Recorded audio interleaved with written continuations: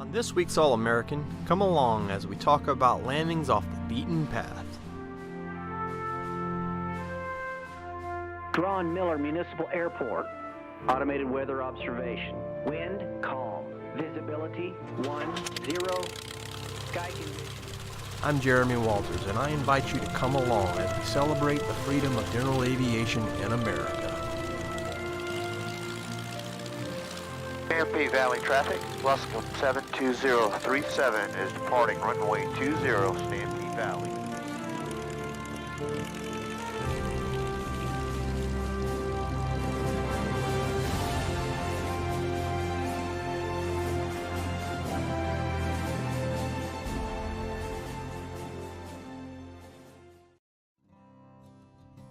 Off-airport landings can be an absolute blast, and given the capability, a more expeditious accessibility to a given frontier. Majority of the time when you are flying in general aviation, you are taking off and landing in and out of an improved surface at an established aerodrome. When it comes to backcountry flying, however, that is definitely not the case. My next aviation goal is to complete my float plane training add-on and eventually start teaching in float plane flying as well. But in similarity, helicopter flying is the same in that you must carefully examine a chosen landing area off the beaten path before committing to land. At an approved airport, the airport is surveyed and all pertinent information regarding the airport is published in the chart supplement and/or NOTAMs. But when you're landing in the backcountry, you as the PIC are the approver, and the onus to ensure safety of flight is on you. Are there any obstacles or hazards that would affect safety of flight?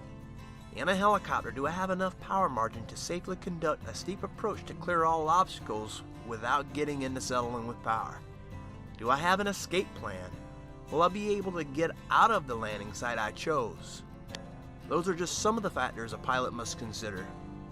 Off-airport landing considerations must consist of a low-level recon to analyze the size, suitability, barriers, approach angle, wind direction, escape plan, and takeoff direction.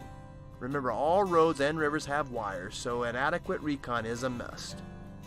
Watch as Adam and I land on a shelf rock in the San Gabriel River. Alright, so this is the San Gabriel River. Let's look at this real quick here.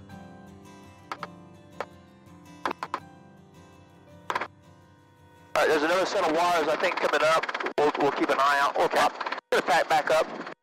I'll back up just to make sure. Got the bridge's little thing up here. Okay. Yep, there's a bridge we can land on, but there's people all over the place.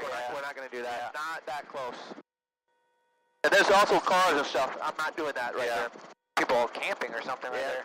Yep, we will come in, land right down those rocks. Yeah. No, let's land right over there on those rocks.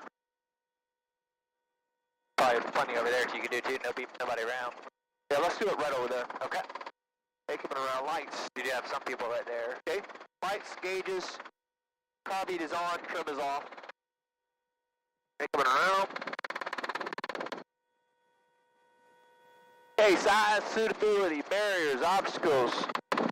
Wind is pretty much out of the south. It's going to be a little bit of a crosswind. Approach, direction, and escape plan is going to be straight down the river. Yep. All landing, lights, gauges, green, car beats on, trims off. Cool. Alright, stay coordinated, Jeremy.